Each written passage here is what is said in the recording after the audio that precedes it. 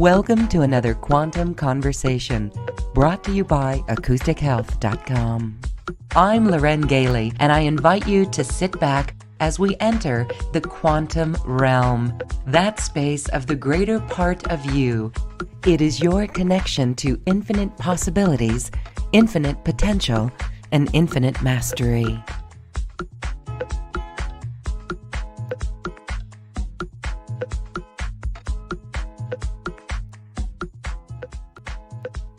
Welcome, everyone. Thank you so much for being here. We are back with Matthew John, intuitive healer and a spiritual teacher. Today, we're talking about starseeds. And as we know, one of the biggest questions, most popular question here on this platform is, what's my purpose? I know that light workers really want to tune into that.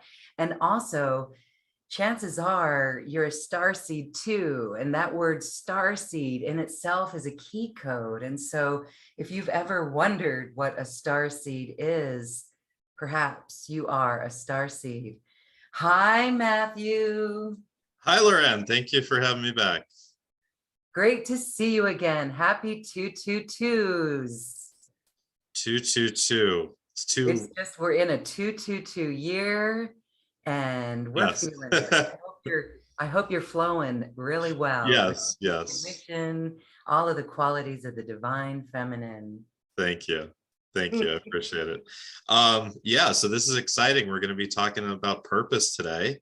As you said, it's one of the most common questions that light workers ask. It's definitely one of the most common questions that I get asked from my clients and just people that reach out to me. And purpose, it can be misconstrued, I find, a bit sometimes in the spiritual circles, where a lot of people have this idea that purpose has to be a career, that it has to be what you do professionally. And a lot of light workers find themselves, at this place where they feel this disconnection with just kind of life as it is normally supposed to be. They feel this disconnection with a 9-to-5 job, and they want to find something that is a career that feels like it's a much deeper purpose. And for a lot of people, that ends up being the case, and it's fantastic. I mean, I do this full time, you do this full time. So we've been able to, morph our passions into also, careers that support us financially, which is a beautiful thing because it allows us to do it full time. But that's not the only realm where purpose exists. That's just one aspect of purpose, and there's much more. So I really want to kind of address purpose from all different angles today, and we're going to talk about some cool stuff like the telomeres in your DNA, Dr. Bruce Lipton's work. We're going to talk a little bit about astrology, about your North Node and how that influences your purpose in this lifetime, how past lives and your past life karma influences your purpose in this lifetime. So we're going to really dig in all angles with purpose here. And yes, of course, we're going to do some readings for people. And I see there's a lot of people on this call, so we'll do a couple at the end of the call, if that's okay. Oh, that's going to be awesome. Thank you. All right. So we do welcome our Zoom audience here. It's always fun to be in this really cool space. I wanted to just say one thing about, when we're talking about New Earth and this year of great transformation, we're in right now, February of 2022. And this whole year, though, is one of working with New Earth energies. And so the divine feminine, welcoming back the divine feminine energies within us and without us, is the way to serve our purpose. And sometimes just being love in all situations is our purpose. I know you're going to talk about that.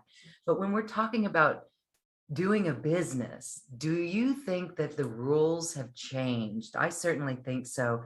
We no longer do things putting the goal of making money in the forefront.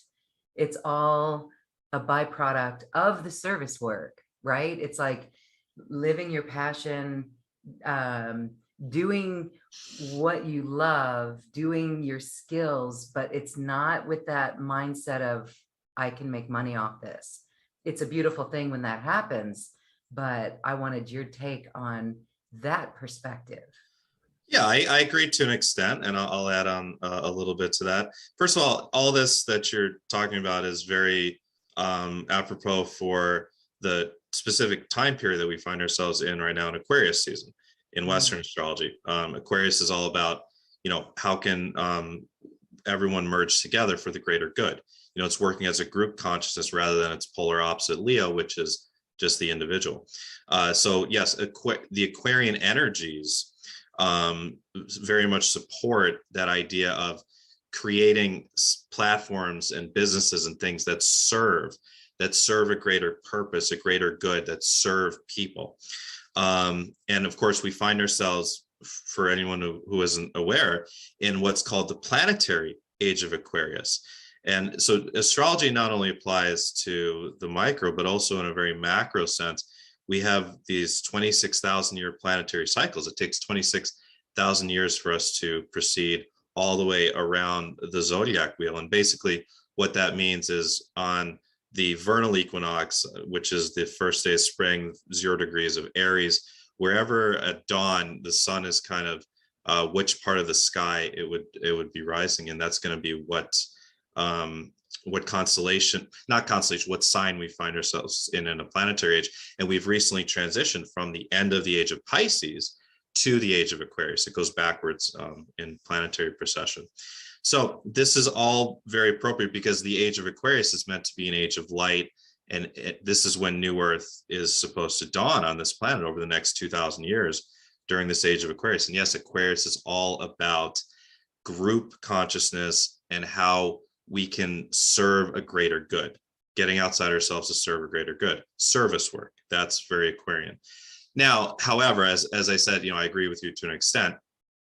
The fact of the matter is, we still do live in a very real world economy. And if one wants to transition from their 9-to-5 job to something that feels like it has a deeper purpose, if people look at what you and I are doing and be like, wow, I wish I could do that full time. It does take a little bit of business acumen. It does take some common sense, some very Capricorn and Virgo grounded energies to make things work on the ground. However, from a soul perspective, from a higher up perspective, if you're doing the work that you're meant to do, you will be supported. The universe will find a way to work with what you're doing to make sure you are financially supported. One thing I guess the idea of money is very interesting, and we've moved from the Gemini Sagittarius North Node South Node on a planetary level right now to Taurus Scorpio. And Taurus Scorpio is about money. It's about the material world. It's about sexuality. It's about anything Plutonian, like scandals as well. And it's also about deep transformation on a world level, which is very Plutonian. That's the Scorpio energy. And then Taurus is the Venus energy. And as we've now moved into the upcoming eclipses will be in Taurus and Scorpio. Now that we've moved into that stage over the next 18 months or so, finances are going to be a huge deal on this planet, very likely. I do see some perhaps changes in worldwide economics coming as soon as the second half of this year. And we could even see something like a worldwide economic recession going on. So finances are going to become a very big deal. So I write about this and speak about this all the time. Money is very neutral. Money is a neutral thing. It is really, if you take out I don't have my wallet with me, but if you take out a bill, what is it? It's a piece of paper that's been printed. What are your credit cards? They're plastic that's been printed. Everything is just numbers on a screen. There is no actual limit to the amount of money on the planet because money's always being created out of thin air by central banks around the world. There is no actual cap to it, right? It's all relative. It's all what we decide it's worth. And on a very micro level, as far as your soul's mission goes, you get to decide how much money is a part of that. And there's no right or wrong answer. So if you want to be of service and not earn much money off of it, that's up to you. If you want to be of service and earn money off of it, there's varying degrees of how much, and that's totally up to you. And none of it is right or wrong. As long as you're not scamming people, none of it, in my opinion, is right or wrong. Some people charge much more for their services. Some people charge much less. And that's totally a personal decision as to what your relationship with money is. And we're gonna still be in this place over the coming years of money still mattering on the planet. We're still going to be exchanging bills and credit and using credit cards and debit cards and cryptocurrencies and everything. We're still exchanging value. We're not close enough to a place of perhaps the ultimate goal of the Aquarian age as far as money goes, which is that it's so that everyone basically has everything they need, and it's just then trading services out of love and service. This is what it's like on the Pleiadian planets. So on the Pleiadian planets, and I love to look to the Pleiades for kind of, and other places too, for kind of glimpses into our future, perhaps. On the Pleiadian planets, they do these, farming in community settings. They raise children together in community settings. Everyone basically kind of chooses a role in society and serves that role. And there is no exchange of money. It's not even a thing, because they figured out, well, really, because they're at a high enough density, high enough frequency, they figured out how to have everyone have more than enough food, water, love, everything that they need. And then everyone just serves out of their heart. So we got to kind of merge, I guess what I'm saying, and I come at things from a very practical standpoint. We got to kind of merge the fact that we're still living in an economy where you have to use bills and credit cards and debit cards and crypto and everything. Where we're going is, yes, that Pleiadian sort of system where you're just serving out of love. But there has to be a transition period. And one of the exciting things that I've seen as far as, and it's very, it ties into this whole shift into the Taurus Scorpio lunar nodes, that there's been lately a transfer of wealth over the past 5 years to very young people because of social media and because of crypto. There are a lot of very young 18, 20-year-olds, even younger teenagers that all of a sudden find themselves with millions of dollars. A lot of it's been off of crypto. And there's also a lot of people that are doing this sort of service work that are also having some financial success and being able to purchase properties and all that. And that shift of wealth into a younger demographic and into people who have more of an Aquarian mind and care about the world rather than the old world patriarchy of those who just care about extracting as much money as possible off of the public. Walmart is a great example of that. That shift is very important. So if you're a light worker and you want to do, you feel like you have a purpose and you want to monetize it, there's nothing wrong with that at all. It's a beautiful thing, because if you're able to monetize it, you can do it full time. And not only can you do it full time, if you can accumulate a little bit of wealth, you can have some staying power in this economy. You can purchase real estate, perhaps. Then that wealth is shifting more into the hands of who we want it to be, who we want to have it over the coming years, if that makes sense. Yes, it does make sense. And it's a responsibility to stare your finances straight in the face and to get yourself out of debt. There's many tools that help us to do this, especially, if you have a mortgage and you need to, there's really wonderful tools out there that the banks are not really going to tell us, but we're finding out about them.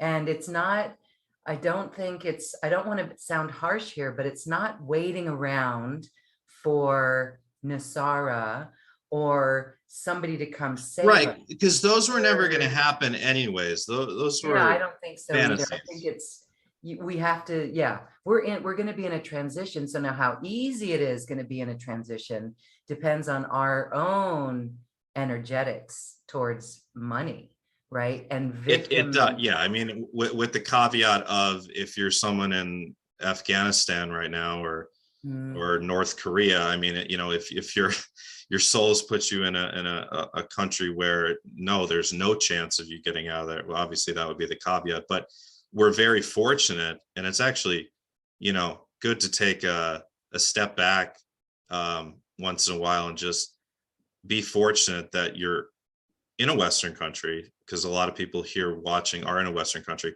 or at least you're not in Afghanistan, you're not in North Korea, you're not in Syria, you're not in some places where there's real starvation going on, China. And if you are in one of those places and you're watching, God bless you for finding internet access and watching. Yeah, so just, for us to realize the fact that our souls have placed us where they have, it's a privilege and it's also a responsibility, because the responsibility is when you do have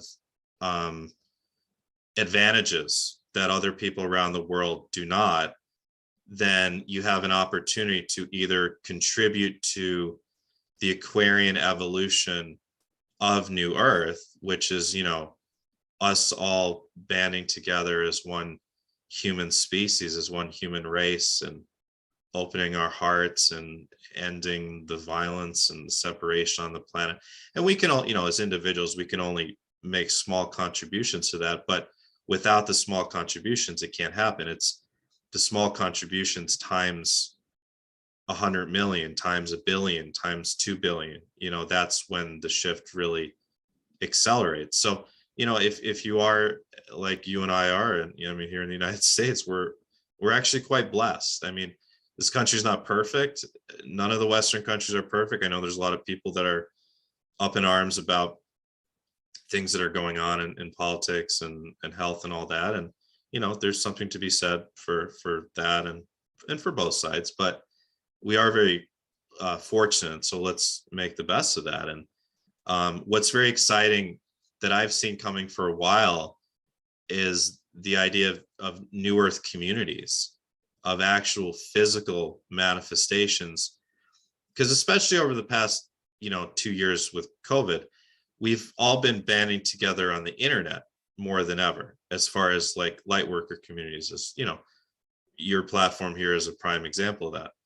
And I see that much more materializing into the physical over the next 15 years here and beyond, where we're actually seeing New Earth communities where, kind of like the Pleiadians do. Everyone's living in their own houses surrounded by community farms and working together on the farms. And some people are teaching the children, homeschooling the children, and everyone kind of has their own role in becoming these self-sustaining communities that are kind of off grid. I mean, that's something pretty exciting.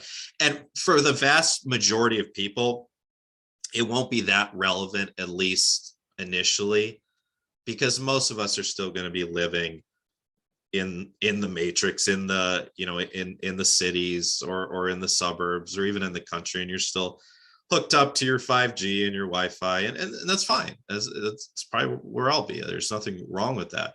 But it is exciting that there are I see them out. I hear about them, about people actually forming these communities. So Yeah. Okay, that's really good. I love how you called it the self-sustaining community. Like 15 years ago, when I was looking at my dreams and goals, it was to help people create self-sustaining, I don't even want to use the word business, but self-sustaining ways that we can move. And here it is. We're even getting closer to those concepts of that New Earth in collaboration with the Aquarian energies.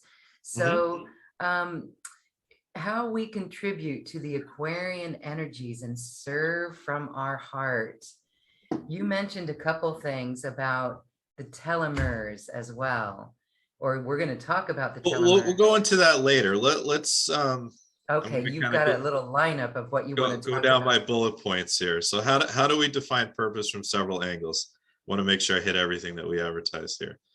So, okay, what is the purpose? There's some pretty existential questions here, but I have fun with these. What is the purpose of life itself? What is the purpose of the universe and the multiverse? These are big questions, right? My opinion, and I'm not going to proclaim that I have all the answers or all my answers are right. This is just my opinion. But the purpose of life is to evolve. It's always to evolve. Now, sometimes you'll be in a period of life or even an entire lifetime where it seems like you're not evolving at all. It seems like you're going backwards.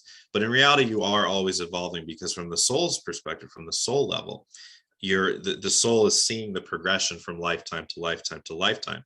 And when you move from lifetime to lifetime, there's going to be certain things that are unsettled. And this is karmic debt. This is the soul wants to experience all sides of all themes. Okay, from poverty to riches, being tall, being short, having a beautiful, loving partner for life, never having a partner, dying a virgin, having one leg, having two legs, and being a world-class athlete. And we live hundreds and hundreds of lifetimes on this planet. For some of us over thousands, for some of us even into the thousands. And our soul is experiencing all sides of every possible theme to get the entire experience. Imagine it being like a pie, and the soul is just having, slicing into 1,000 pieces and experiencing every taste of the pie. And some parts of the pie are really sour, and some parts of the pie are really, really sweet. And so the soul wants to experience all that. So you're always evolving, whether you know it or not, because before you go into your next lifetime, the soul says, okay, this is what we've done up until now. This is what karma is yet unsettled. It does say live to YouTube, by the way. Okay. This is what karma is still yet unsettled. This is what we haven't experienced yet that we want to. This is what we haven't experienced yet in soul contracts that we want to experience. And okay, so we're going to plan out the life. Your life is more planned out than you probably think. The major events, the major relationships, the major careers you find yourself in, the general sense of purpose. Okay, this is all created by your soul beforehand, before you come into the body here on earth, which is super cool to think about. So you're always evolving. The purpose of life is to evolve. Now, if you can consciously, what percentage of people, I don't know, on this planet are actually consciously trying to improve themselves, consciously working on self-improvement and evolution? I don't know, maybe 10-20%. But when you have become aware of the fact that the purpose of life is to evolve, you've really stepped up a level, because now you can actually put your conscious attention into it, rather than just your soul unconsciously evolving through you unknowingly balancing out karma. Okay, so that's my definition for the purpose of life. And from a more macro perspective, this isn't our last stop along the track of ascension of this planet. This planet is just one stop. And for those of us that are starseeds, we've come from a place where the frequency is way, way, way higher. The fifth density, the sixth density, the seventh density, eighth density, ninth density, 10th density. Okay, some of us have actually come from being an entire star or being an entire galaxy. I know that sounds crazy, and I sound like that guy in Ancient Aliens right now, but it really is true. A lot of us have fractalized or fragmented from being either a planetary consciousness, a star, an entire solar system, a star, or an entire galaxy somewhere else. So imagine how much energy, it's kind of funny to think about, like, someone on this call could be a galaxy. They could have fragmented or fractalized from an entire galaxy. And think about your little day-to-day problems on this planet. Your muffler falls off, or your refrigerator breaks, or you drop a plate on the floor, or whatever. You got to shovel snow. Like, all your day-to-day little problems it's kind of funny when you think about you come from being an entire galaxy, or you come from being an entire star, or you come from being a planetary consciousness, which means you're basically coming from being a planet itself. And that's how high up we really go if we look back. And for those of you that purchase my special offer package number 3, you'll get to do a Starseed Discovery session with me, and I'll tell you exactly where you're from in the stars, and you'll actually see it yourself. You'll take an astral journey there. I'm going to put you under hypnosis. It's really like a once a lifetime bucket list thing. It's so cool. We'll talk more about that later. But so for Starseeds, we come back, and then kind of like a boomerang effect, we're heading back towards merging back eventually with where we came from. But there may be stops above Earth. We might go to the Pleiades next, or we might go to the Sirian star system, or the Cassiopeia star, or who knows where, right? So we're always evolving. The purpose of life is evolution. A plant, okay, eventually evolves into being an animal. Not the plant itself, not the physical matter, not the DNA, the consciousness, the soul consciousness of a plant eventually will become an animal. Okay, it might become a fly. Okay, and then that fly might become a mouse, and that mouse might become a beaver, and that beaver might become a koala bear, and then it might become your dog, and then your dog eventually will become a human. And it's not as simplified. I mean, this will take hundreds or thousands of lifetimes to do. I watched a video on YouTube yesterday. Kind of sad, but a goose was harassing a horse, and the horse just kicks his hind leg out and just knocks the goose out. And the video was titled like "Goose passes out after being kicked by a horse," and everyone in the comment section was like, "No, we're pretty sure the goose is dead." So if the goose died there, it's just kind of, I mean, it's sad, but to me, it was also kind of amusing to think that, like, as an ascending consciousness through the animal kingdom, it's like, oh, I'm born, I'm a goose, I'm following my mother around. And then just one day, you're an adult goose, you get kicked by a horse, and it's like, oh, well, that ended before we wanted to. What's next? Are we going to be a goose again? Or let's be something else. Let's be a swan this time. Then we won't have to worry about getting kicked by a horse, right? So we're always evolving from a one-celled microbial organism to a plant, to an animal, to a human, to extraterrestrials. We're always evolving, heading up the chain of the hierarchy of consciousness, all the way up to becoming a galaxy. And then even as a galaxy, there's more evolution to be had, because as a galaxy, then you can merge with another galaxy, which is happening between the Milky Way and the Andromeda galaxy. They're on a slow march toward each other. And eventually, billions of years from now, they will become one super galaxy. And from there, there's even higher possibilities, such as new universes, right? So evolution never stops. So the purpose of life is to evolve. And if you can, it's so simple, but if you can really take that as truth, my purpose is to evolve. Okay, then you can take stock of your life and be like, all right, I've had these negative patterns since I was probably 2 years old or 5 years old. I still haven't gotten over them, whether it's low self-worth or whether it's codependency with a parent or whatever it is. And okay, let me work on this finally. Maybe of trauma from childhood, or trauma from a previous relationship, or trauma from something horrible that happened to you. Let me work on it. Let me work through it. Okay. And so often it's almost universal. People that end up in our position, people that end up as healers, whether you're doing this full time like we are or not, we've come from having to work through our own stuff. Okay. The idea of the wounded healer. There's an entire asteroid in astrology dedicated to the idea of the wounded healer. That's Chiron. Chiron's very powerful.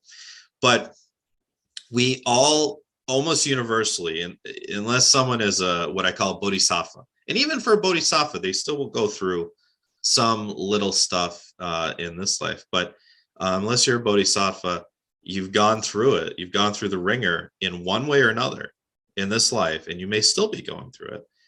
And as you work through your stuff, it helps you to learn how to work with others. And,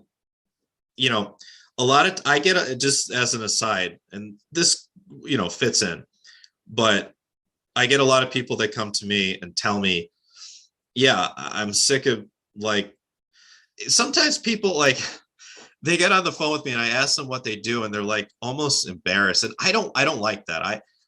No one should ever be like embarrassed if you're not doing like a light workery job. It's ridiculous. Every job is important in this world. Imagine if like everyone decided to be like a life coach or Reiki healer, the world would stop. There would be no hospitals, there would be no roads, there'd be no cars being made. All right, we need all roles on this planet. And so don't be embarrassed, first of all, of whatever you're doing. Whatever you're doing for a living right now, whether it feels like your deeper purpose or not, try to bring more attention to it. This is another aspect of purpose. Another aspect of purpose, yes, purpose of life is to evolve, but the purpose of life is also to exist. Why, if we ask the question from a logical standpoint, why is this all here? Why do we exist? Why? And I would say the answer is because it's rhetorical. We exist because we exist. We exist because existence has to exist. If existence didn't exist, there would be nothing. I see like a switch, like a 1 or a 0. Either there's existence or there isn't. There is existence. So thus part of the purpose is to just exist. Yes, evolution is the purpose, but also to exist. So going back to whatever job you're in, whether you work in IT or you're a plumber or you work at a supermarket or whatever, or you're an Uber driver, putting more attention and more love and more care into what you do is a beautiful thing. And as you do it, it's kind of its own feedback loop. The more care you put into your work, no matter what you're doing, the more it actually feels like a purpose. And it doesn't mean you have to be stuck in there forever, but it at least feels better. And it at least, you don't have to be staring at the clock and when is 5 o'clock coming? I worked very few normal jobs in my life. I was at cool jobs, but I do remember a few where it's like you're just staring at the clock, like, oh my God. I remember that in high school too, just staring at the clock, like, oh, Or when going is to it the over? bathroom crying. I never did that, but okay. I did my first Oh. job, crying in the bathroom. But yeah, so just the purpose of being, the purpose of being in the present moment. Hopefully people are feeling in the present moment here, just listening to us speak. What is the purpose of reincarnation? The purpose of reincarnation is because you can't evolve in one lifetime. You need to repeat this thing called life over and over and over and over again, and you keep evolving that way. Okay. If everyone just lived forever, the evolution would slow down, because you wouldn't get to be trying out different bodies. You wouldn't get to be in different, DNA lineages, taking on different ancestral karmas, taking on different DNA issues to heal.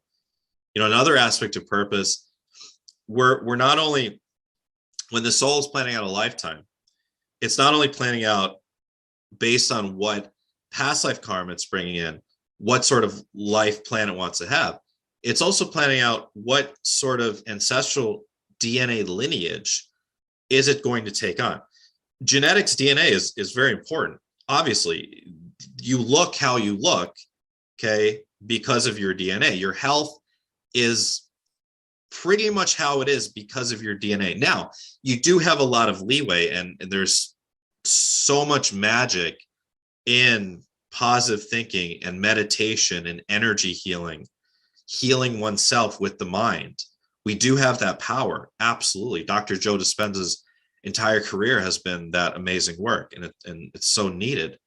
But, if you're not consciously working on that, you're going to be an expression of your genetics.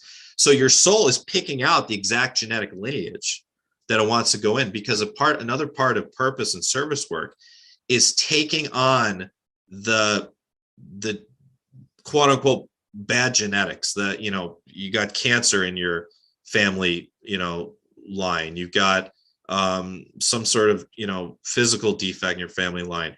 You've got low self-esteem in your family line. You've got alcohol addiction in your family line. You've got drug abuse. You've got domestic abuse, whatever it is. These are all, in one sense, genetic expressions. And as the soul, you're coming into the physical body as part of your service to stop those, to put a stop to those quote unquote bad genetics, and to create better genetics. And then, hopefully to, if you do have kids, to pass that down to the offspring, right?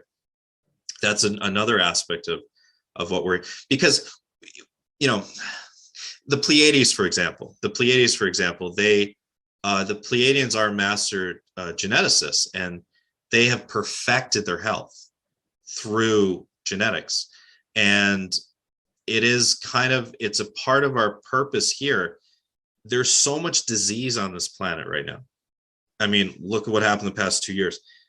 There's so much disease. There's so much poor health on this planet. There's so much of it is because of poor nutrition. But 100 years from now, 80 years from now, whenever we're really kind of earnestly living in the new earth, the way I see it is I see us living sans disease. I see us having the medical technology and the spiritual technology to eliminate all disease. And then eventually we're having kids, and they're having kids, and they're having kids. And there's no more of these, cancer genes passed down, for example. There's no more of these drug abuse, alcohol abuse, depression genes passed down, right? So that's another part of this purpose. And that's how, on a very physical level, this process of evolution happens. A lot of people talk about also the idea of like crystalline DNA, right? The idea of our DNA actually shifting from a carbon base into a crystalline base. I do believe that that is a real thing. I just believe it's somewhat misconstrued, where people think it like happened in 2012 or it happened in 2021. And it's not an instant thing. It's something that is a progression through generations.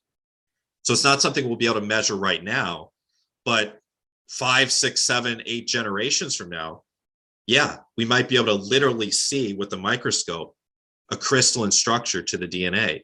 We might be able to literally see with a microscope, instead of 2 strands of DNA, now there's 12, right? Or 10, or however far along we are as a species. Yeah, 100 years from now, 150, I absolutely, and I think a lot of us will be around for a very long time. I think the old days of having to live to, if you're in a country where you got good hygiene and good water and good nutrition, all that, living to 70 or 80 and that kind of being the cap, those days are gone. And I think we're really going to start to see this. Unfortunately, I think at first, people with more money will be the ones that, and it's already happening. There's all sorts of, like, I look at these like cold laser devices. A client of mine, she just purchased this thing called it's like an energy healing egg or something. It's like the size of this room, or it's like half the size of this room. It's an egg that you lay in, and you get treated with frequencies and light. And she spent an exorbitant amount of money on it. But like, this is the sort of cool stuff that we're starting to see come along. I think at first it may be for people who are a little bit more affluent, but eventually will be for everyone. The idea of things like med beds, which I certainly believe are a real thing. And I certainly believe that on this planet and on other planets, they absolutely exist. I've seen them. Someday they may be available to everyone. At first, they'll probably be available to the elites, people with a lot of money, and then eventually be available to everyone. But I think a lot of us are going to live to 120, 150, 200. This is a good time to talk about the telomeres.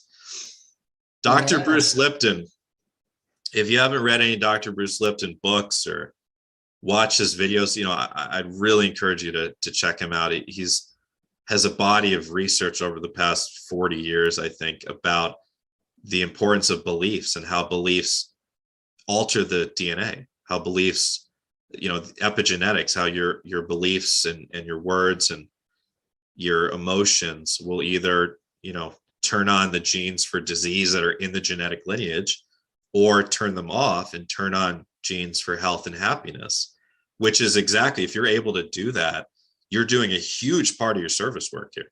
You're serving your genetic lineage, and you're also serving the whole.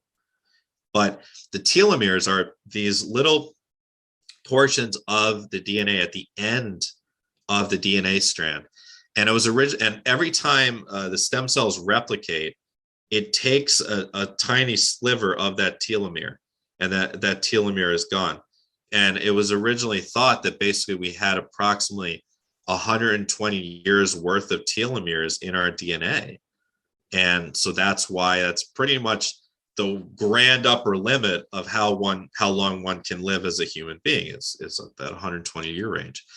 But then it was found that there's an enzyme, which they named telomerase, that actually can extend the telomeres. And then they looked into what sorts of things create telomerase: good nutrition, good sleep, good exercise, gratitude, and purpose. Okay. Dr. Lipton talks about how a lot of times, in this country, when people retire from their jobs, their lifespan actually shortens. A lot of times people retire at 71 or 68, and they're dead by the time they're 73. And it's because a lot of times when people retire, they no longer feel a strong sense of purpose, Or community. Yeah. Yes, that too. Yes. Yeah. That's a good point. Like Community. Teachers. We hear this a lot with teachers and things. Yeah. They've lost their pod. Yeah. Their tribe. Yeah. And that's another thing that creates the enzyme telomerase is love and human connection. So yes, when people retire, they might become isolated. They might be in a marriage that they've been in for 50 years and it's just okay. It's not great. And it's not real close, and they no longer have the purpose of their job. And so unconsciously they've kind of said, well, I've got nothing left to do here. I'm out, and then that manifests 5 or 6 years later. But having a strong sense of purpose is one of the things that literally extends your life, because it literally produces that enzyme called the telomerase, which extends the length of the telomeres, right? And really, on paper, our lifespan's actually unlimited. As Dr. Bruce Lipton calls it, it's the fountain of youth. Within your own cells is the telomeres.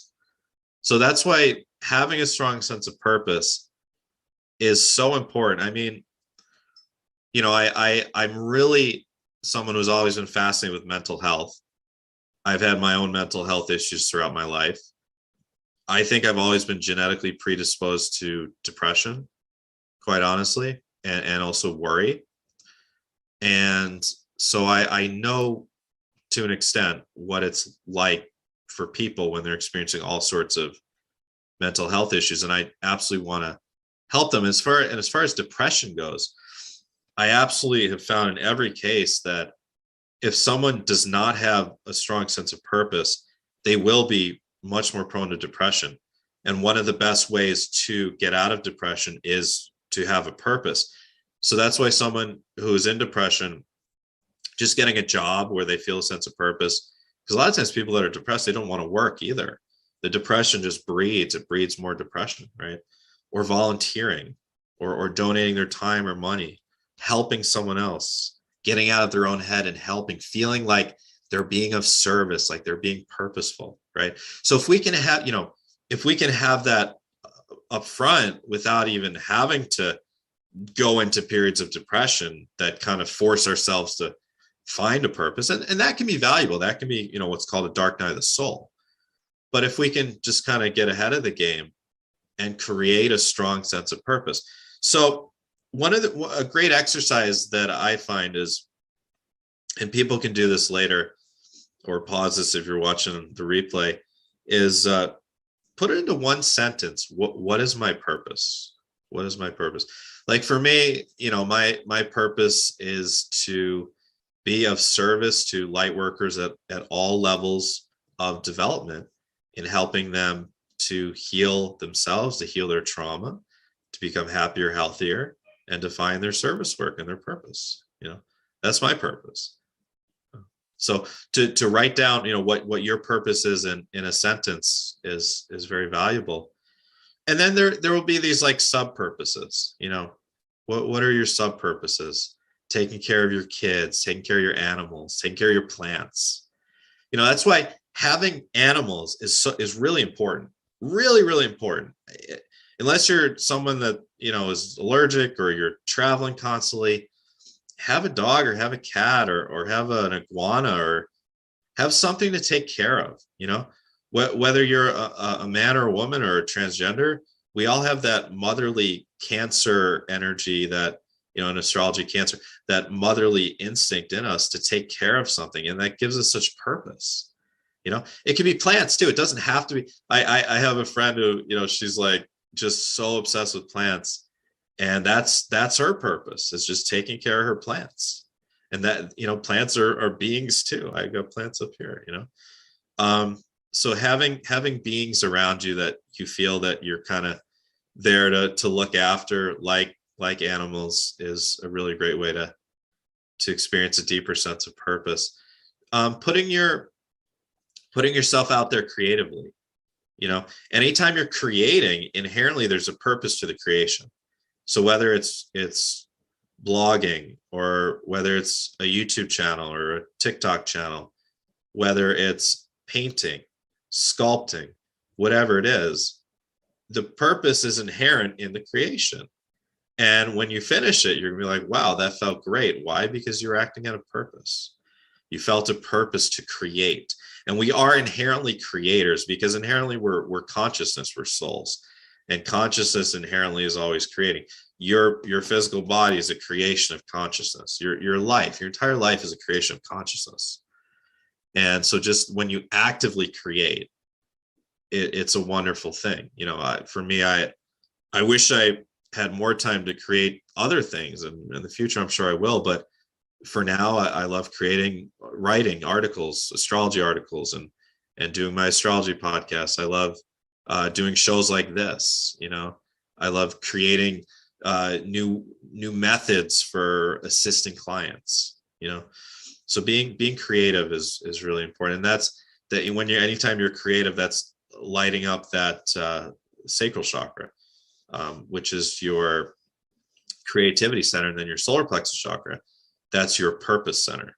So people who suffer from addiction, drug addiction, alcohol addiction, food addiction, gambling addiction, whatever, a lot of times one of the underlying issues is a lack of purpose, because both purpose and addiction are a solar plexus issue. And one of the best ways for someone to get out of addiction is finding some purposeful work or volunteer work, something, a greater mission to serve, other than just covering up the pain within, other than experiencing very quick dopamine hits through whatever their vice is, right? And, you know, that's why, like, 12-step organizations are great for people, because they really give people a sense of community, and they also give people a sense of purpose. You know, the sobriety itself can actually be a purpose. And when you know, for any of, I'm sure there's one or two people on this call or more that have been through addiction or are going through addiction, sobriety can be a purpose in itself. Just literally living a sober life and being an example to others in your 12-step group, in your family, in your friends group, in your community, on the internet, if you got a TikTok or an Instagram or a YouTube, being, you know, a sober, healthy person, that is an important service work in itself. And when we look at, like, kind of what our specific service work is, so, you know, yes, I did talk about taking care of your kids or your animals or your plants, and that's all very important. Taking care of yourself is a purpose, literally feeding yourself good nutrition, exercising, sleeping well, being kind to yourself, meditating, that's all part of the purpose of serving yourself. But as far as, like, purpose of something greater, the Aquarian sort of energies, look at where you came from.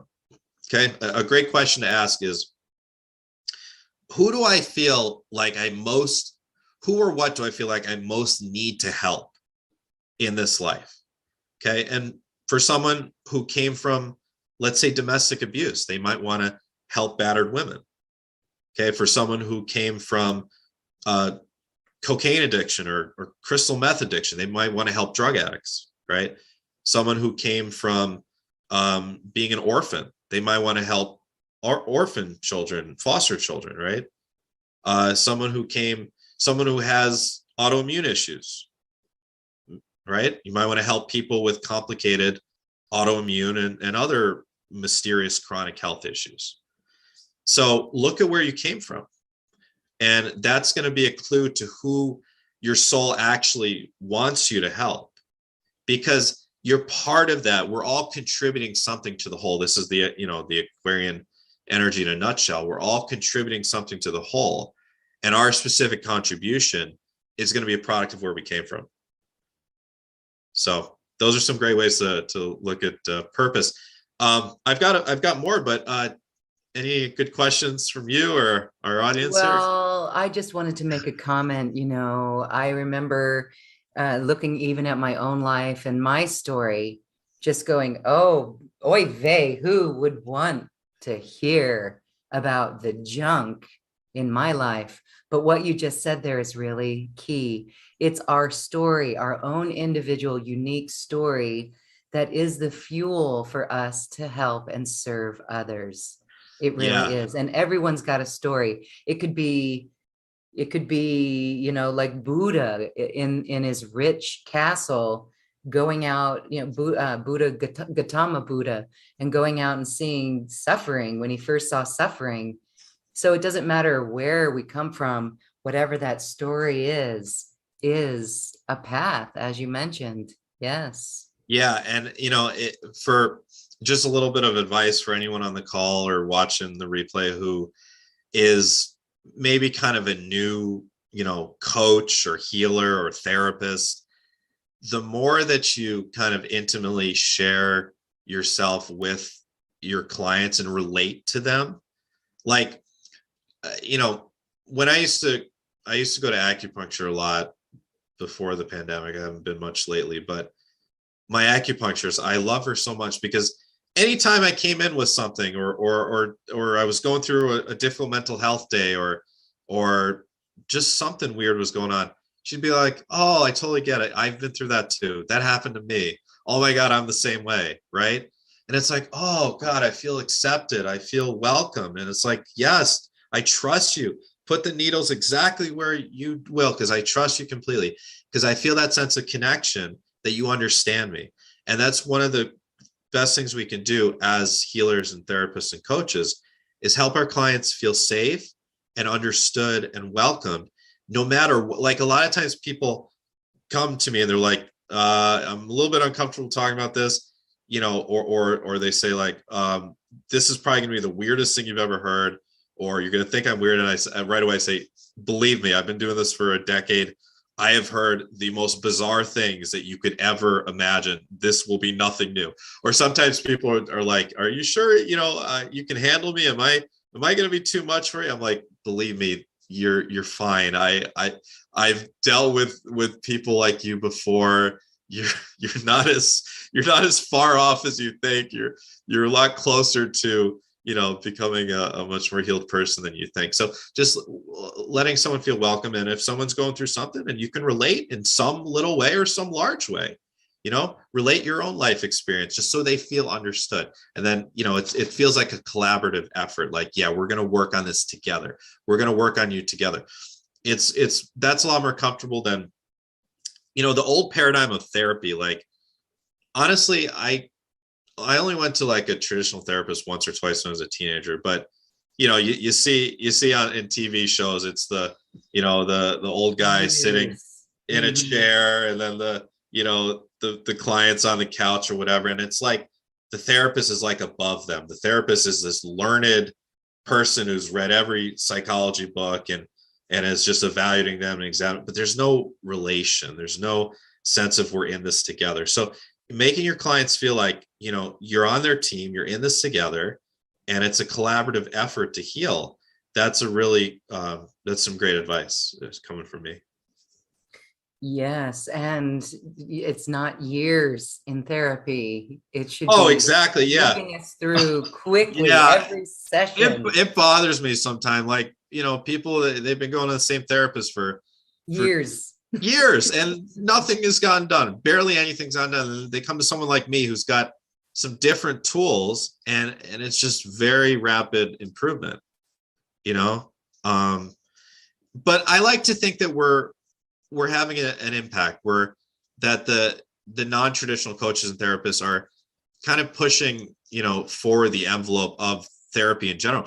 And I think it's very exciting personally, that now in many states in the United States, they've legalized using actual certain substances as therapy. And I wouldn't recommend, anyone do this on your own ever, but, like MDMA or psychedelic psilocybin mushrooms, in some states, therapists can actually use that as a tool for people who, have Gulf War syndrome, or people who, are veterans or have been through any sort of PTSD, and it's very effective. So I just see that in general. I think the positive part is like there's more of an emphasis now than ever before on mental health. I mean, you're older than me. I mean, think back like 40 years.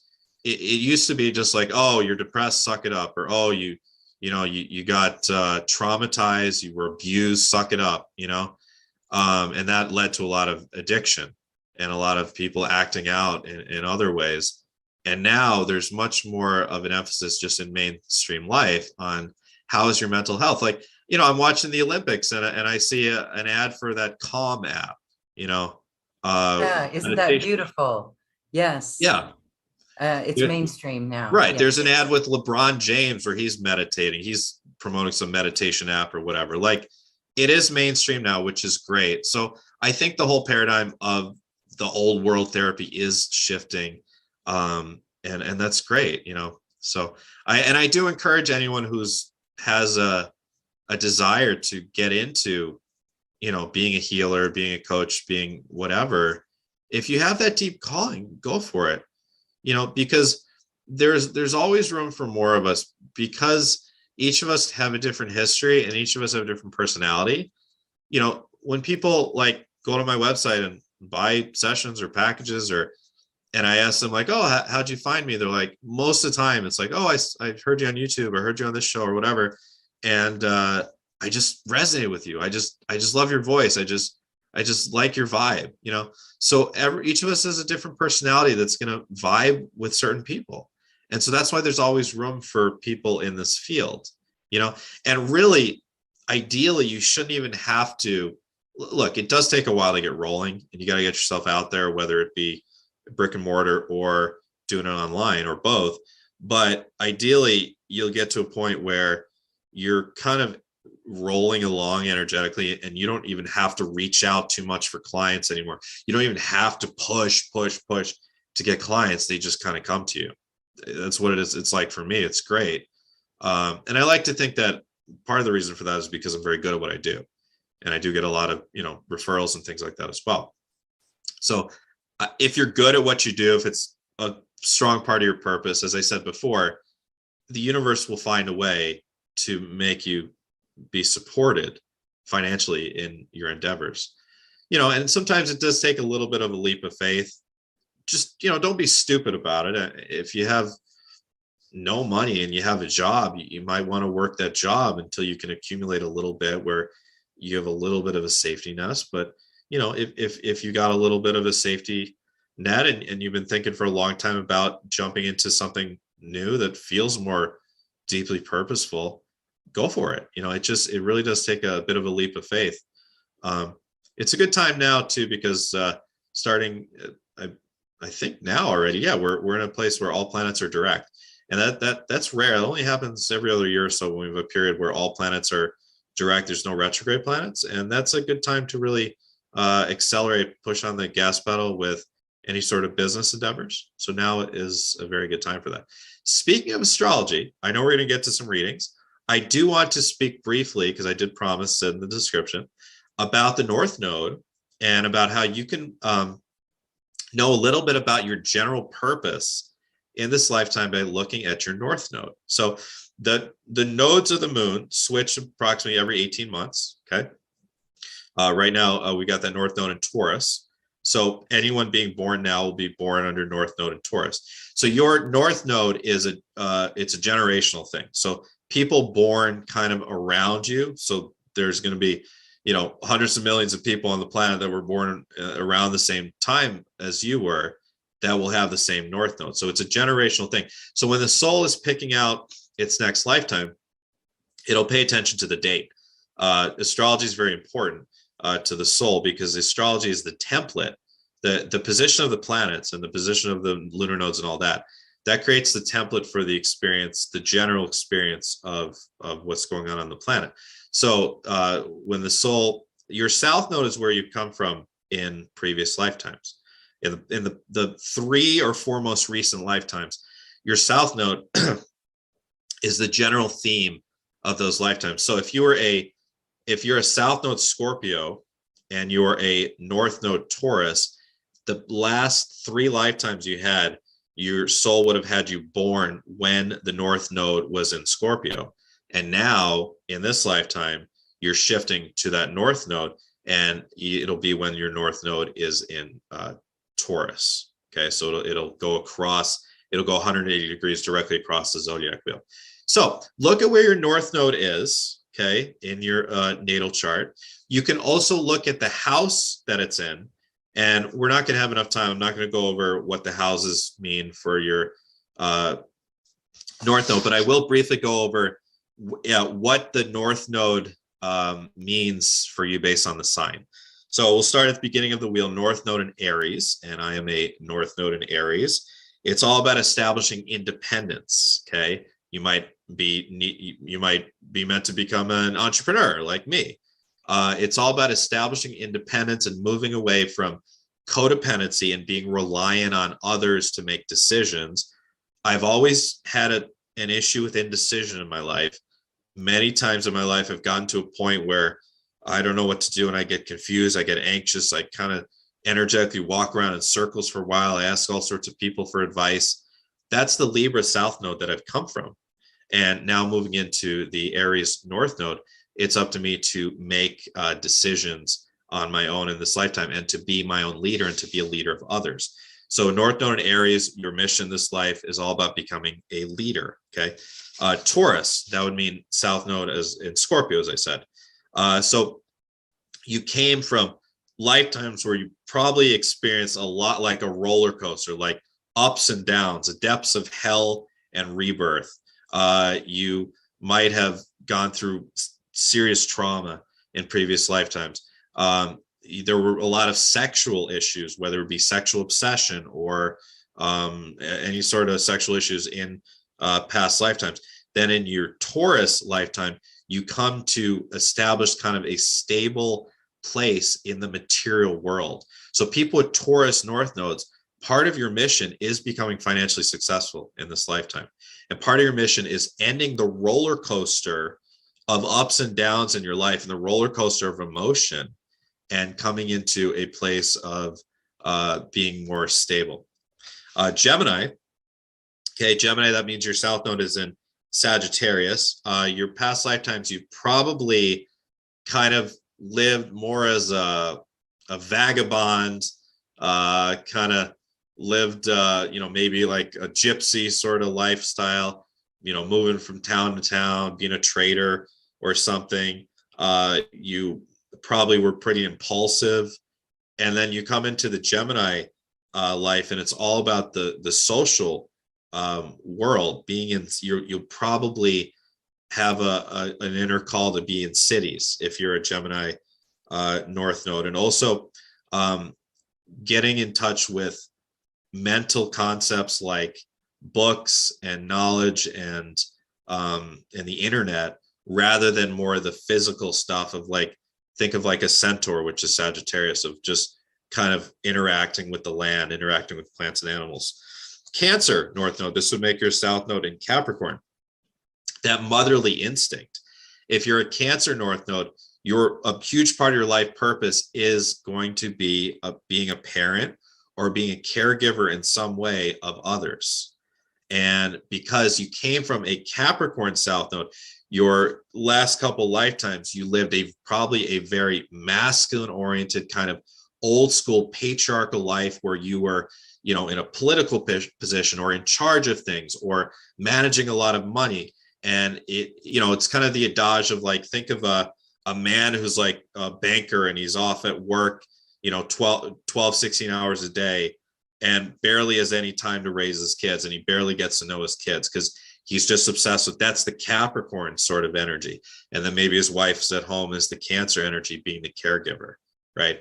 So that's if you're Cancer North Node, it's going to be a lot about caregiving and just being domestic in a sense, taking care of a family. Leo, and it doesn't have to be kids. It could be animals for some people. It could be taking care of other people's kids. It could be being a teacher. Could be being a foster parent. It could be working for an NGO that's helping out children. But it'll manifest, that motherly instinct will manifest in some sense. Leo North Node. If you're a Leo North Node, you've come from Aquarius South Node, where you've been very much in a group. You might have grown up in the past couple lifetimes in a large family with 12 children, and you were kind of lost in all the kids, and you just worked on the farm with all, or you were maybe in the military or something where you were just a number, right? In your Leo North Node life, you're meant to become a strong individual. This people with Leo North Node may express very Leo qualities, like being very flamboyant, outgoing, energetic, wanting to be the center of attention, maybe becoming famous or becoming a celebrity.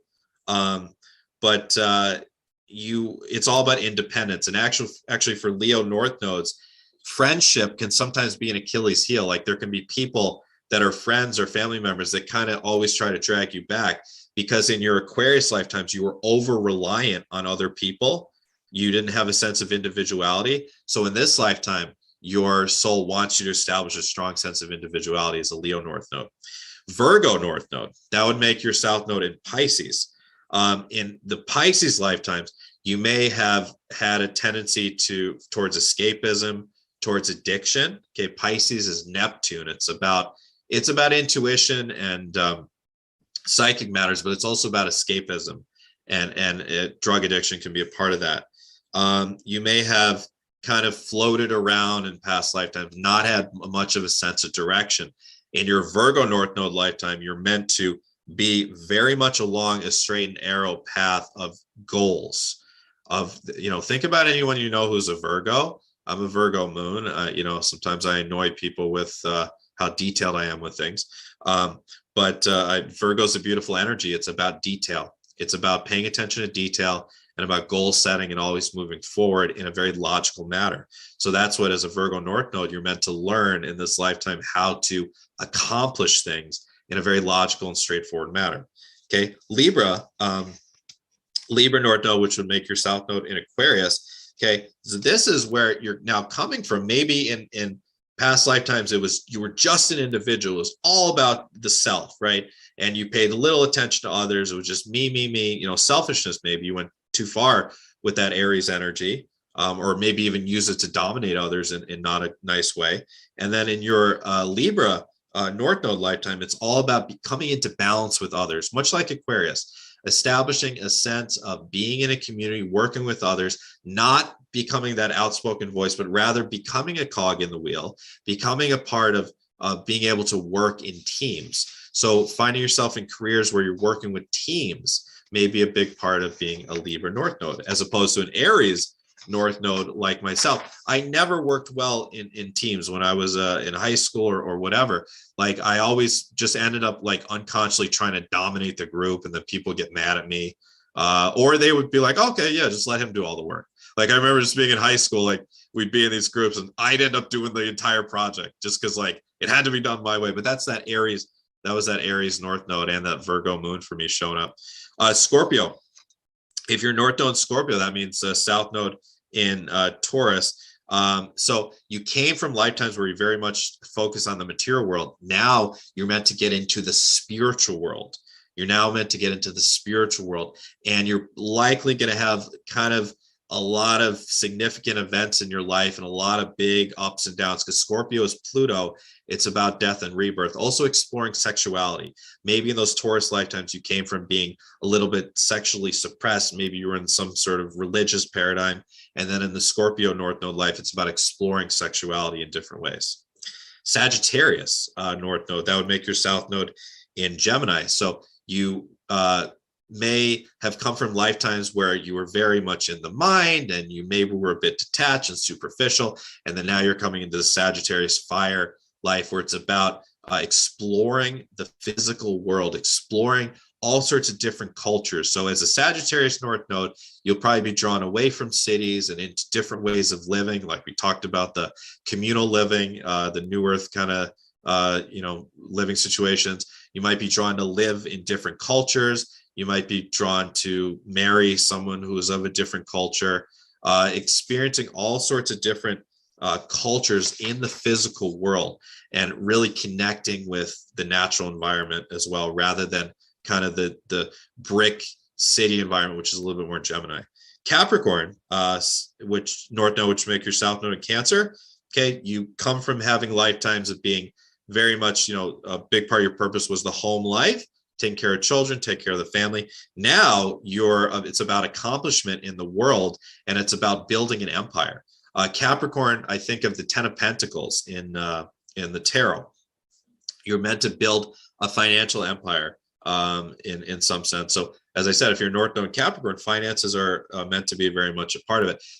Politics can be a big part of being a Capricorn North Node. Aquarius North Node, this will make your South Node in Leo. Okay, it's about moving from the past couple lifetimes. You were just an individual. You were always the center of attention. You didn't work with other people. You were just wanted to be a leader, or you were a celebrity or something. And now moving into that Aquarian of being idea of being a cog in the wheel, working together with others, working together with a group, moving from the individual into being a group conscious. So if you're an Aquarius South Node, you might have been kind of a famous, flamboyant person in your last life, and your soul wants you to be a little bit more quiet and just working well in larger groups, larger capacities, and contributing to groups in this lifetime.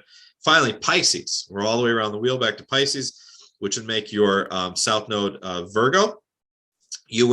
Those past lifetimes, you were picky, judgmental, but in a positive sense, very goal-oriented, as I said, with Virgo. And in this lifetime, you're meant to kind of move away from that structure, that Virgo structure, and into something more feminine and watery, and just maybe, kind of floating around. Pisces North Node, you might find yourself spending your 20s floating around, living in, different communes and, kind of like a hippie. You might find yourself very drawn to the psychic world. You may find yourself drawn to drugs and alcohol, and that would be something to work through. But Pisces, you're meant to step away from basically doing things like how, stepping away from being the straight A student and going along a straight and narrow path to having a successful career, into doing things a bit different, a bit unconventional, maybe being a black sheep in the family. Pisces North Node can very often be the black sheep in the family.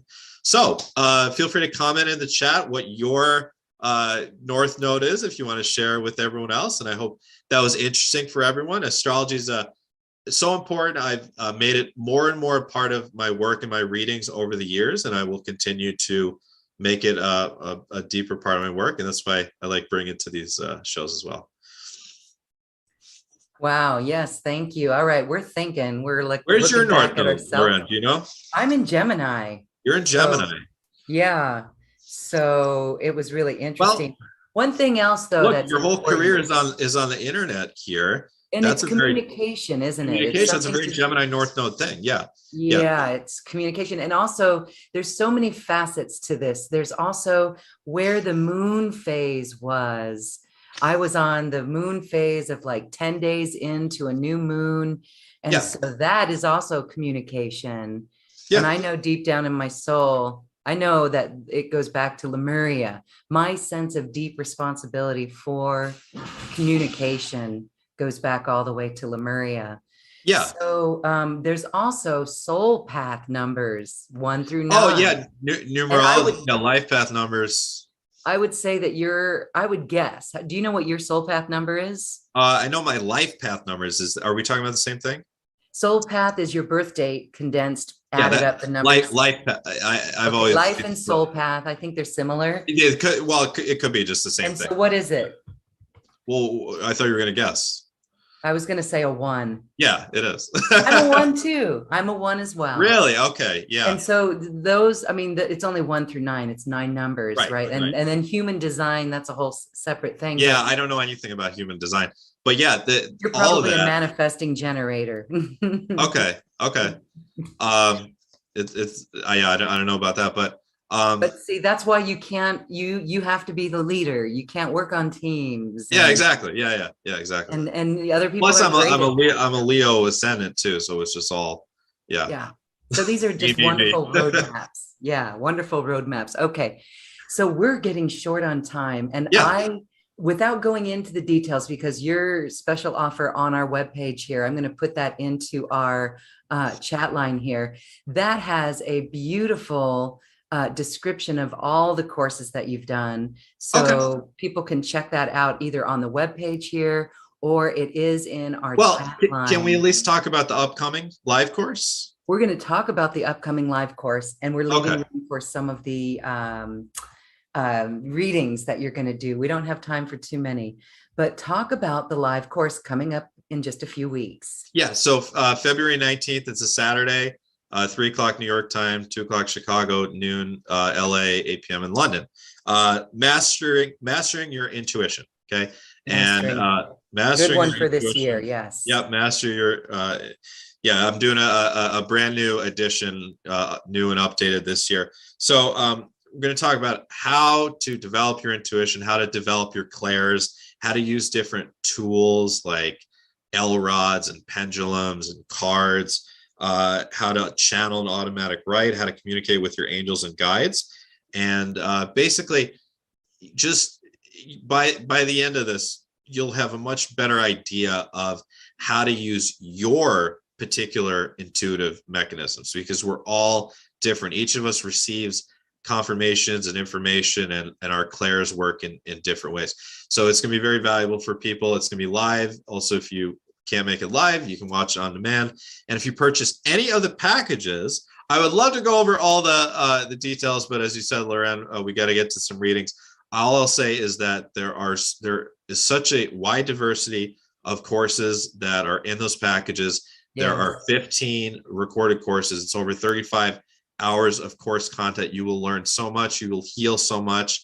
And they also, if you purchase the upper tier packages, you can work with me one-on-one. So if you have been listening to me talk, you're like, wow, I'd love a reading. Yeah, you can get a reading if you purchase the package 2 or 3. Package 2 has the 15 recorded webinars, a ticket to the live webinar, plus a 45-minute soul plan reading with myself. I'll be going over your life plan. I'll be taking a look at your soul contracts. I'll be looking into your future on multiple timelines, most likely timeline, also the highest possible timeline. I'll connect you with your guides, and I'll answer any questions all that you might have. I should be able to answer for you. And if you want to discover where you are from, where you're from in the stars, if you believe you're a starseed, and most likely you are if you're watching this, then you can get the package 3. You get a reading and you get my 90-minute Starseed Discovery sessions. These are so much fun. I'm going to put you under hypnosis. And don't worry, if you've never been under hypnosis before, it's a very mild trance state and everyone can do it. And I'm going to guide you on an astral journey to your home planet or place of origin, whether it be in this galaxy or in the Andromeda galaxy or another galaxy, or maybe you're a galaxy itself. And we're going to have you meet your galactic guides. We're going to have you explore the place that you're on. Can you imagine taking a journey, like it's literally like getting in a spaceship and going to a different planet. It's incredible. I'm going to record it for you as well, so you can have it for the rest of your life to refer back to. And I'm going to also, with my psychic vision, trace back the galactic history of your soul. I'm going to tell you where you came from, where you fragment, which pieces you're fragmented into, because it can become like a pretty complex family tree of where you're actually from. Me, I'm a Syrian being, but ultimately I come from the Andromeda galaxy, and there's a blue avian aspect of me and an Orion aspect of me. And so it can be very complicated. I'm going to map it out for you. And by the end of the session, you'll know exactly where you're from, exactly how you got here. And we'll also talk a little bit about why you're here. We'll ask questions of your galactic guides, like, what is my mission here? What do I need to accomplish in this lifetime while I'm still in this body? So for those of you who are intrigued by this talk, I really, really highly recommend getting that package 3, that offer number 3, doing both the Starseed Discovery session and the soul plan reading, and you get all the courses as well, and the live course. It's steeply discounted. It's a 70% discount off of my normal price on my website, only for Quantum Conversations viewers. So, and there are 2 payment options to make it really easy for you to pay. Yes.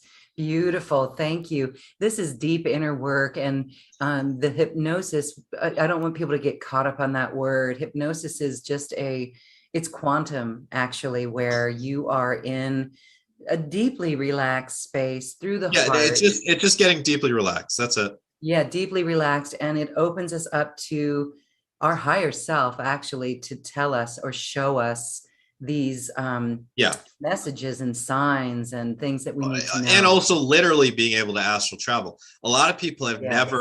never been on an astral journey before they do my Starseed session.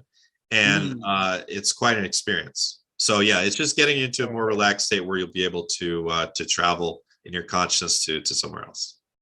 Yes, delicious. Okay. All right. Well, find that link in the Zoom box, or you can see it right here on this webpage. We have time for a few callers, maybe two. Can I just answer a question real quick? Nima said, how would how would this info from Starseed Discovery help in healing or clarity transformation? In other words, how can it be translated into action? Okay, that's a great question. And I'm glad someone asked that. Slowly, please, for those who are listening. Sorry, I'm a fast talker. I'm a New Yorker. How would these info from Starseed Discovery help in healing or clarity or transformation? In other words, how could this be translated into action? So, great question.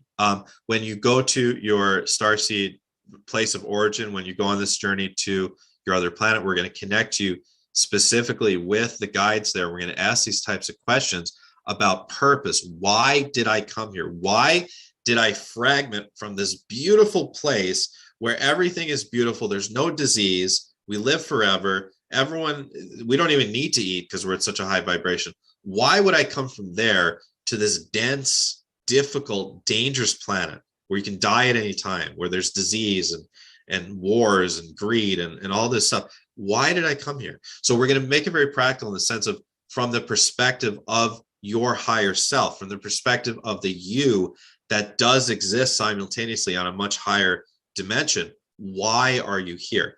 And then the other aspect is it's a wonderful new piece of identity to know where you're from. And then you'll meet others on the internet or in real life that you'll be like, oh, I'm a Pleiadian Starseed. You're a Pleiadian Starseed. Wow, this is so cool. So that piece of it is very practical as well. Yes, beautiful. All right. All right. And Jeffrey says, because they tricked me. No, you actually laughed at the fact that we came to evolve love or bring love into presence. Yeah. So you actually laughed at it, Jeffrey. It's Jeffrey's comment. He's like, we came because I'm reading it. No one tricked us. Your soul did not trick you. Can I comment? Yes, please. Okay. So that's because I just want to, that's something I hear from a lot of people. Jeffrey's not the only person to say this. Yeah, it's common. I didn't want to come here. No, you're right, Lauren. You did want to come here very much. You really wanted to come here. It's just that in this life, you have a cloak over you. The cloak is this vessel. The cloak is your genetics. It's your orientation. It's how you're raised. It's your subconscious mind. This is all the cloak. This is all, we're in the game. Okay. We're in a video game. We're the characters in the video game. The person actually controlling the video game is having a lot of fun, whether we're having it or not. And that person controlling the video game, that's the soul. That's the soul. The soul is designing the levels. The soul is designing the plan for the character in the game. And so, no, you always did want to come here. It's never, at least in my opinion, and I've been trying to, look, my life's mission, another part of my life's mission is to try to figure everything out from an intellectual standpoint. Okay, that's very much a part of what I like to do. And I cannot see any cases where people are ever forced to be here on Earth, to incarnate on Earth. It's always something that was a desire of the soul that is coming from another place to be here specifically. Or in the cases of an Earthseed, which is an organic consciousness, it is the desire of that organic consciousness to evolve through this third density and third dimension, and then eventually into higher levels. So it is always something that's done by choice. It's just that we have this cloak and we're depressed, or things aren't working out, or we look at the ugliness of the world. Look, it's disgusting. I was watching a news presentation last night on YouTube about what's going on in Afghanistan, and I'm thinking to myself, what the hell is wrong with this planet? Like, this is just crazy. How can people treat people like this? How can there be a country that's going through this? And so I get it. I get when people are be like, there's no way in hell that I came to this shithole planet. I get when people say that. But in reality, we did want to come here to experience what it's like to be in such a low density. And because that in itself is a valuable experience, and we come here to shift it. So I'm glad we talked about that. And to shift it and to know what, like, my incarnation in my childhood was, my stepdad was my greatest adversary, but he's one of my guides now on the other side. Yeah. Because it was to see, I'm going to cry when I say this because it's the truth, but it's to see how far we could journey outside of love. Yeah. And so for us to reawaken to love, whether it's looking at something in the news that just isn't right, then we are empowered as light workers to infuse love for the collectives, to say the Ho'oponopono, the most magical diffuser of all. So that's why. Okay. Well, we have about, I'm going to say 2 callers, if they can be 5 minutes each or so. Yeah. And why don't we do them faster? Better. Let's go to Christy. I'm going to allow Christy. All right. Hi, Christy. Hello. Hi. Thank you so much for taking my call. Thank you. Thank you, Matthew. Absolutely. I didn't really specify, I guess, what we're doing readings on, but I guess it's open forum, whatever you want. Okay, well, I'm open to whatever you've got for me. Okay. Just kind of open. Let's try to categorize it into, would you like to, Starseed stuff is great. Would you like to know where you're from? Yes, I would love that. Okay. Let's do that. Okay. All right. All right. Just gotta shift into reading mode here from talking.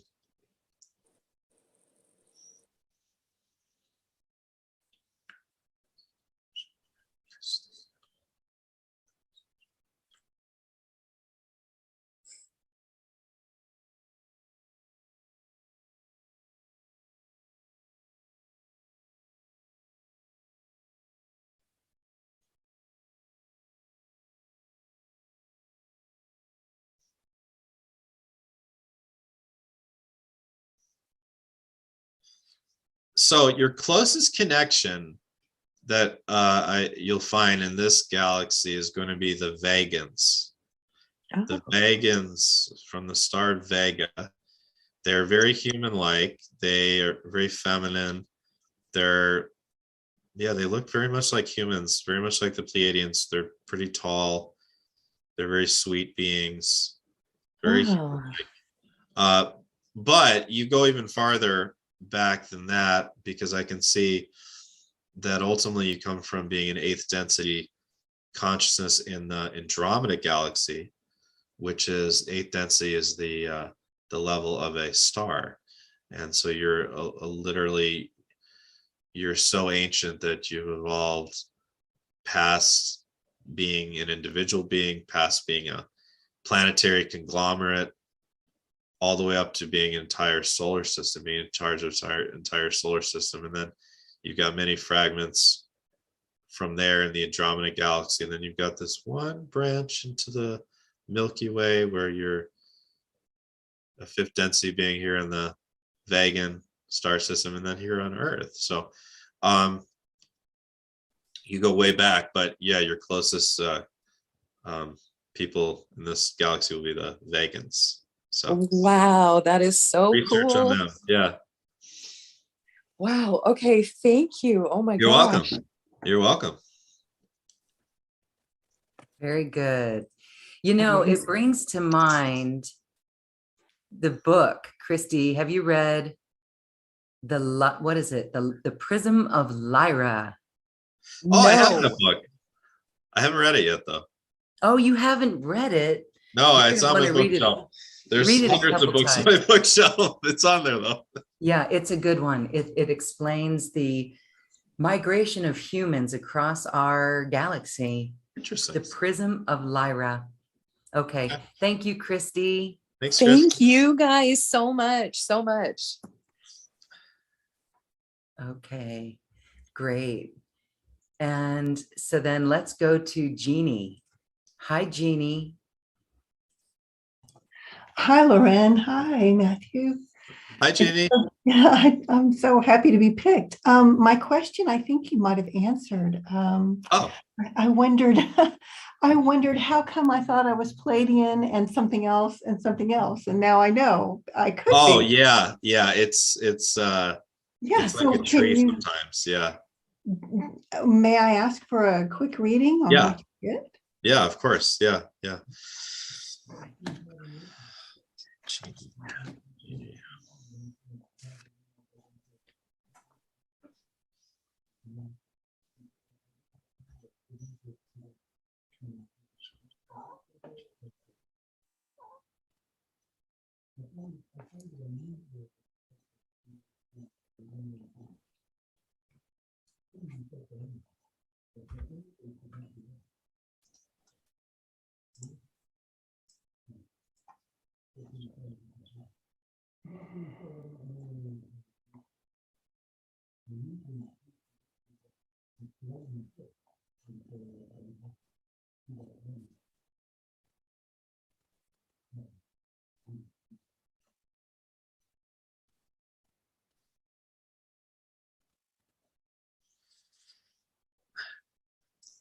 Okay, so I'm picking up the closest connections are going to feel like the Pleiadian and Orion humans.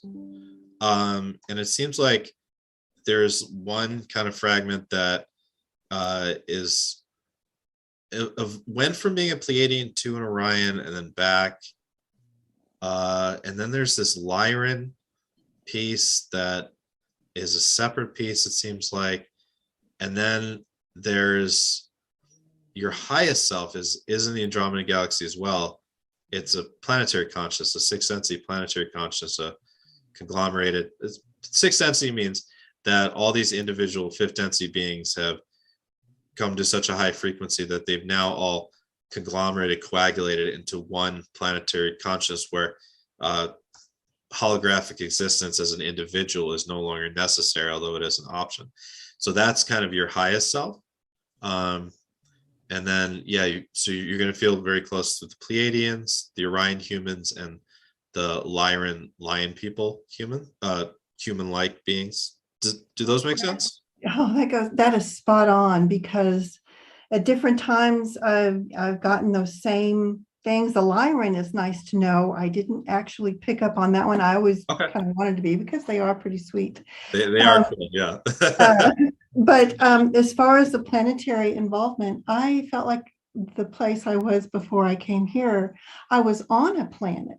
But now I'm thinking maybe I knew I created that planet and I was there. I felt like I was all alone. But so I was talked into coming here by some group or someone. Interesting. So yeah, so well, there are many possibilities, and that is certainly possible. What I would say is, if you got the time and it works for you, let's get my package 3 and let's do the Starseed session, and we'll find out kind of exactly package 3. Okay. Yeah. Okay. Thank you. That was great. Yeah, you're welcome. That confirmation. Thank you, Loren. Thank you, Jeannie. Okay, beautiful. I would like to do one more. Can we do one more? Yeah, fine. All right, let's go to Linda. Hi, Linda. Wait, was that Linda? Hi. Wait, I just did Linda. No, that was Jeannie. Hi, Linda. Hi, can you hear me? Yes, hello. Oh, hi. Okay. What is the purpose? What is the purpose? And I've been told several times that I'm from Sirius. Okay, so let me look into the Starseed stuff first, and then we'll go into the purpose side. So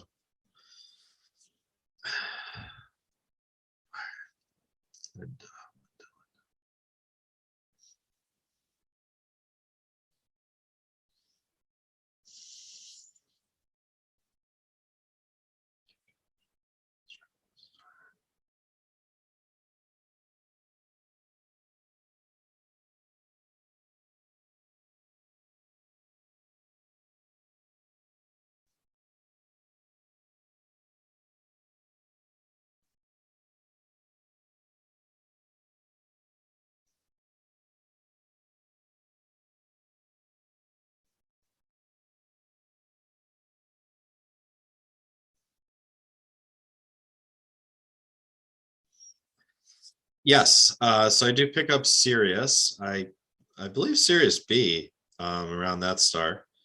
And then I pick up, though you actually go even farther back than that, to the Andromeda Galaxy of, and this is so common. So many of us really ultimately come from Andromeda, and we're here on a kind of away mission, so to speak, in this galaxy. And it makes sense because both galaxies are merging together, right? But you come from a 7th density ascended planetary sphere, that, so basically the planet no longer exists, the physical planet no longer exists, but the planetary consciousness still exists, and it's like an astral experience. And then from there, you're fragmented to here in the Milky Way as a Sirian, and then you're here on Earth. Does that make sense? Kind of. Yeah, I would like to know more, but yeah. It's a different model of reality than some people are used to. There's a lot of great videos on this sort of stuff on my YouTube channel if you want to check it out. But basically, to fractalize, ultimately you have to come from a 6th density or higher place. A lot of times that's from the Andromeda Galaxy, and then you're existing simultaneously as a 5th density Sirian being and a 3rd density human being. Sometimes it's also the Sirian being is in the future, and those sort of subtleties we can find out if we do a Starseed Discovery session, actually lead you on the astral journey. To maybe get less scientific with it, yes, you're Sirian. Bottom line, yes. And I like to get very technical with things, though. and so are you tuning into what your guides are telling you? Yeah, it's just I asked to be shown. So Okay. it's a clairvoyant thing. I see visuals. And the purpose thing. Purpose thing. Everybody wants to know their purpose now. Right. That's a big thing. So I hope you at least take from this this video here that it's multifaceted, and it's not that simple. But as far as I'll just see anything I can pick up, I'll just tune it.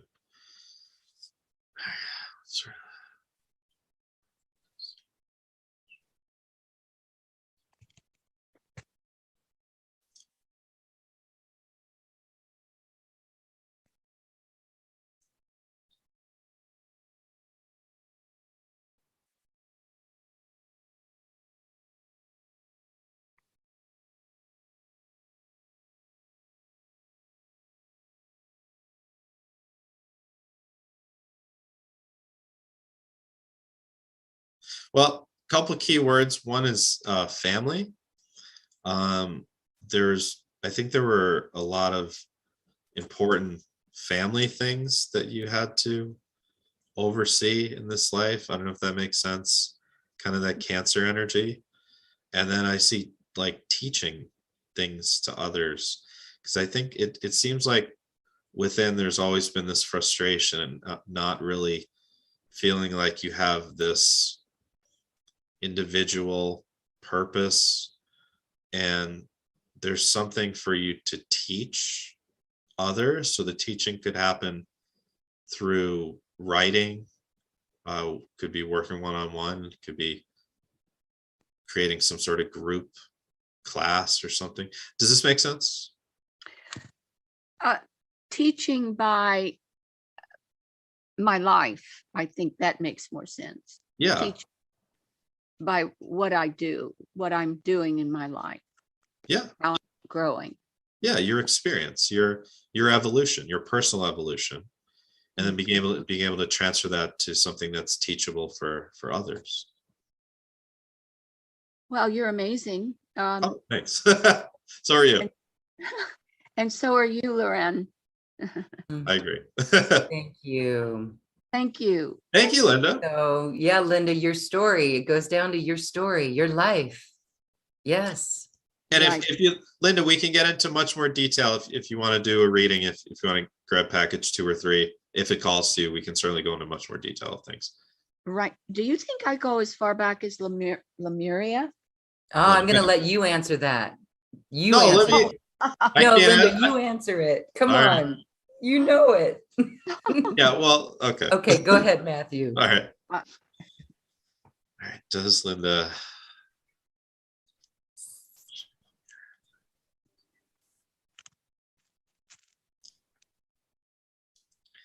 Yeah, and you were a motherly presence, and you were responsible for teaching young children, like Hey.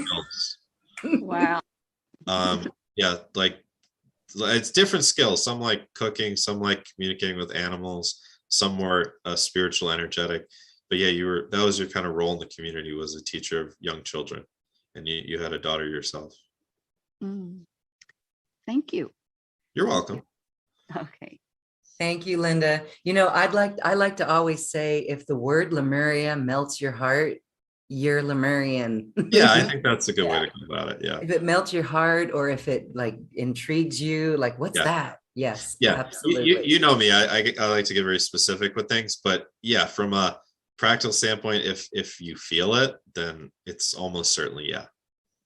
And we didn't have time to talk about past lives, but we can feel past We lives in our did. bodies as well. We talked a lot about past We lives. talked a lot about past lives, but there were questions around Oh, that okay, gotcha. that we don't have time for. But in my you soul said plan readings, so for people who Yes. get offered 2 or 3, we talk a lot about past lives. I will look into past lives for you in those sessions.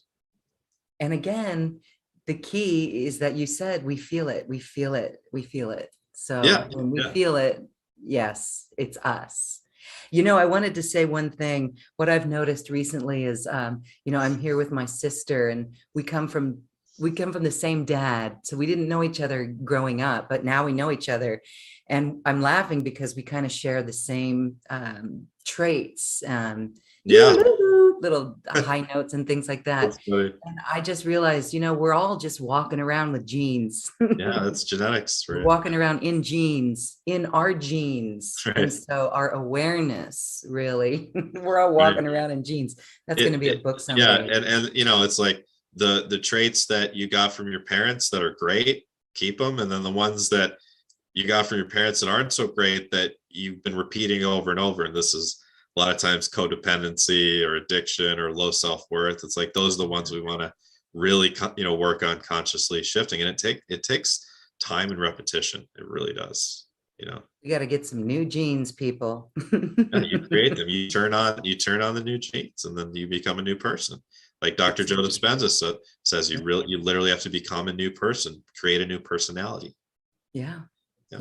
And one last thing about Dr. Bruce Lipton, you know, what's funny is that the scientists, the medical doctors know about this now, that you can activate these dormant genes by your mental state. So that's good.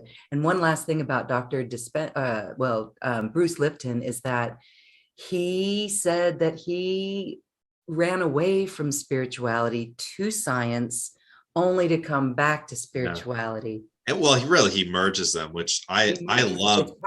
It's not separate. Yeah, and same with Dr. Joe Dispenza. I love people like that because I am very intellectual. I love that merging of science and spirituality. And it helps those who need the science explain. Oh yeah, and I think it's important. I think the science and the intellectual side is crucial. I do. Yeah.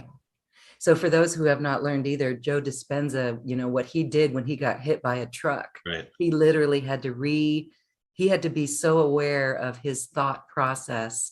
And there's a number of these stories out there, but those are roadmaps for the rest of us. And It's really exciting. Great books. Yeah, I highly recommend Yeah. reading books by both Dr. Joe Dispenza and Dr. Bruce Lipton. Really life-changing, paradigm-changing material. Yeah. Absolutely. I got chills with that. So Yeah. we thank everyone for being here. Thank you Thank guys you, so everybody. much for Yeah. joining us. If you'd like to join our Zoom audience, we are here on most Tuesday, Wednesday, Thursdays. You can find that Zoom link at acoustichealth.com. Thank you, Matthew. Your Thank you, special Lorraine. offer is available on this webpage and in the chat link. Thank you, thank you, thank you. And we look forward for those who resonate to sign up for a session with Matthew John. You can see how spot on he is. And if that can help you, that's a good thing. Thank you, everyone. Thank you, Matthew. Namaste. Namaste. Bye-bye. Thank you for listening to this quantum conversation, and thank you for dancing with us to the cosmic heart. As we raise our own vibration, we raise the vibration of the planet. This show is dedicated to you and all awakening hearts, as we are here to shine our bright light and amplify our love. Access all quantum conversations, special offers from our guests, and online healing retreats by visiting acoustichealth.com. I'm Loren Gailey, and from my sacred heart to yours, I honor your magnificent love and light.